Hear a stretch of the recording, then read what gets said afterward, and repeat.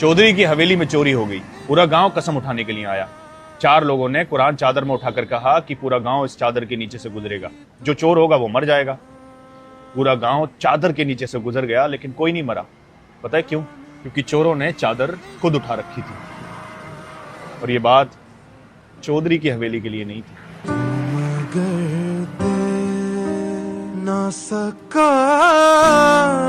अमीरों के बच्चे नहीं पढ़ते यहाँ, गरीब किसानों के और मजदूरों के बच्चे पढ़ते हैं। उन्होंने सपना देखा है कि जो जिंदगी, जो मशक्कत, जो मुश्किलें हमने अपनी जिंदगी में झेली हैं, हमारे बच्चे ना देखें। पढ़ लिख कर हमारे बच्चे अपनी जिंदगी को आसान बना लें और थोड़ा हमारी जिंदगी में भी खुशहाली आ जाए। अमीरों के बच्चे तो बड़े बड़े शहरों की बड़ी बड़ी यूनिवर्सिटीज में पढ़ते हैं, विदेशों में जाकर पढ़ते हैं, लेकिन ये यूनिवर्सिटी पूरे देहात में बनी हुई है, चारों तरफ से गाँव से घिरी हुई है, तो गाँव वालों के बच्चे पढ़ते हैं ना वहाँ। तो अगर ये टूटेगी तो क्या क्या टूटेगा? वो बच्चे जो शायद कोई first year, second year, third year, पता नहीं कहाँ कहाँ किसी को डिग्री मिलने वाली होगी, उनका सपना सिर्फ टूटेगा, या उनके माँ बाप की हिम्मत भी टूटेगी, जो पता नहीं कैसे कैसे मजदूरी करके, कैसे कैसे अपनी फसलें उगाकर रात दिन खेतों में काम करके अपने बच्चों को पढ़ा रहे हैं, उनकी हिम्मत भी टूटेगी ना। अगर कोई दिक्कत है तो उसे अपने कंट्रोल में ले ले सरकार, अपने हिसाब से यूनिवर्सिटी चलाए, लेकिन उन बच्चों का सपना ना टूटे, उनके माँ बाप के अरमान ना टूटे। शिक्षा के मंदिर होते हैं, कोई भी स्कूल, कॉलेज, यूनिवर्सिटी हो, वो शिक्षा का मंदिर होता है, और उसको तोड़ना तो पाप ही है ना।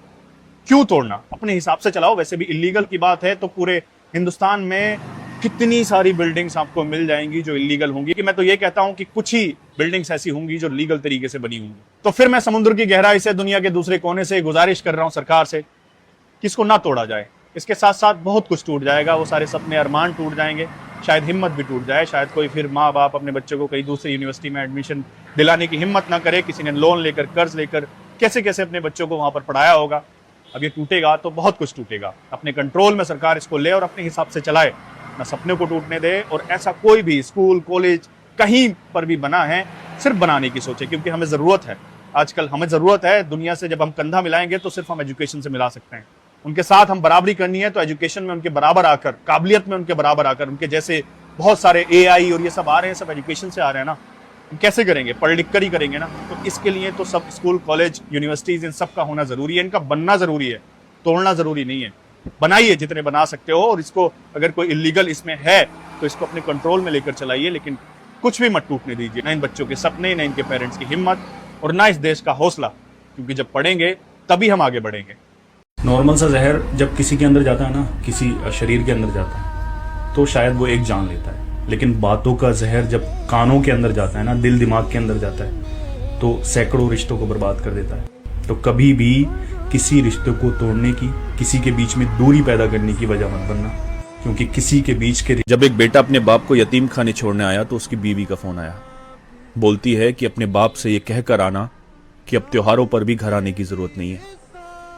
उसने सुना और अपने बाप से कहने के लिए जब वो पलटा तो देखा कि उसका बाप यतीम खाने के मालिक के साथ हंसकर मुस्कुराकर बातें कर रहा है।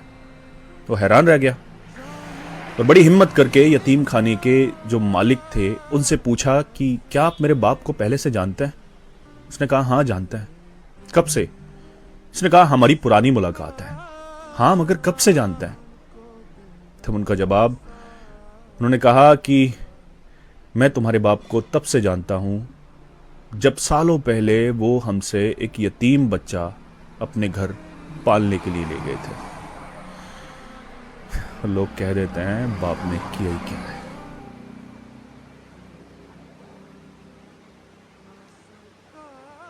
कि सिर्फ अल्लाह का नाम रहेगा, ये वाला नारा किसी ने सुना है?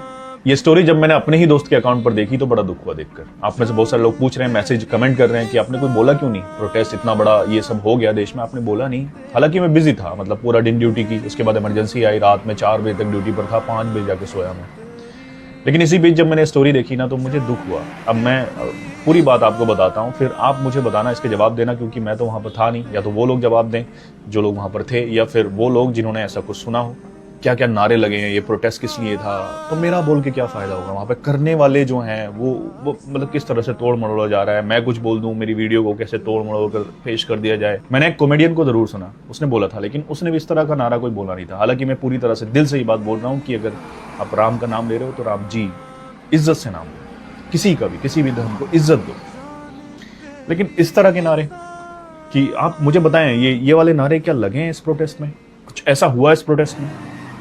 जो आपने देखा है, जो भी लोग वहाँ पर थे, या फिर कुछ ऐसी वीडियोस आपके सामने आई हैं, कुछ ऐसी क्लिप्स, कोई ऐसी ऑडियोज आपके सामने आई हैं जो ऐसे नारे लगे हों, तो प्लीज़ मुझे बताइए। या फिर जो बातें हमारे सामने रख दी जाती हैं हम उसी को बस मान लेते हैं, हो गया ऐसा। क्या बोला ऐसा कि नहीं हम तो हिंदू नहीं है, हमें हिंदू मत कहो, या फिर ऐसे कि सिर्फ अल्लाह का नाम रहेगा? मतलब ऐसा कुछ हुआ इस प्रोटेस्ट में? ये वाला नारा कि सिर्फ अल्लाह का नाम रहेगा, ये वाला नारा किसी ने सुना है? कोई वीडियो अगर हो तो प्लीज़ मेरे पास भेज दो। लाठियां जो चली हैं, जो भी कुछ हुआ है प्रोटेस्ट में, वो कोई धर्म या जात देख कर नहीं चली। क्या पॉलिटिकल पार्टीज़ हैं, कहाँ से जो आ रही हैं, मैं उससे खैर कोई मतलब नहीं रखता, लेकिन जो स्टूडेंट्स वहाँ थे, वहाँ बच्चे भी थे और छोटे छोटे बच्चे थे, स्कूल के बच्चे भी थे। हर एक उस इंसान को अफसोस होगा जो अपने सीने में दिल रखता है, हम दिल की। कुछ भी अगर किसी के साथ गलत हो रहा है तो यार गलत तो नहीं दिखता ना। अगर चींटी भी गलती से पैर के नीचे आ जाए तो मलाल होता है इंसान को, अगर इंसान होता है तो अगर किस पर, अपने ही थे, सब अपने थे, दोनों साइड से अपने थे। जिनके हाथों में लाठियाँ वो भी अपने थे, जो सामने से आ रहे थे वो भी अपने थे, सब अपने थे।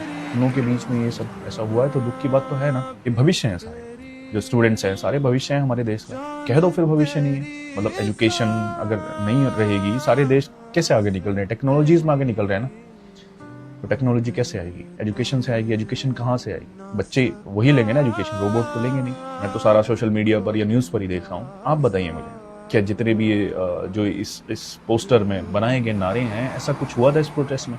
अगर हुआ था तो बिल्कुल गलत है, बताकर जरूर जाइए। और अगर नहीं हुआ था तो मैं या मेरे जैसे कितने सारे लोग भी कैसे ही बोल दें, सारा गलत ही साबित कर दिया जाएगा। तो फिर क्या ही फ़ायदा बोलने का।